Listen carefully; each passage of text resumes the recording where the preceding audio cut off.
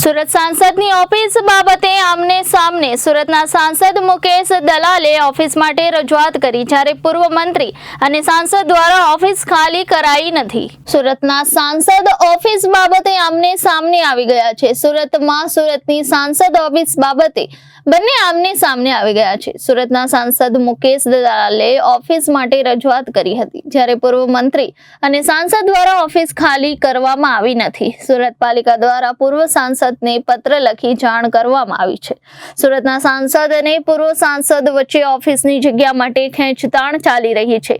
કલેક્ટરની હાલત સોડી વચ્ચે સોપારી જેવી થઈ ગઈ છે. નિયમ મુજબ સાંસદને તેમના વિસ્તારમાં ફેસિલિટી સેન્ટર માટે સરકારી જગ્યા મળતી હોય છે. હાલ આ જગ્યા પર પૂર્વ સાંસદ દર્શના જરદોસ કબજો જમાવી બેઠા છે અને ઓફિસ ખાલી કરવા બાબતે, કારણ કે હાલના સાંસદ દ્વારા ઓફિસ માટે રજૂઆત કરવામાં આવી રહી છે. હવે જોવું એ રહ્યું કે સુરતના પૂર્વ સાંસદ ઓફિસ ખાલી કરશે કે નહીં.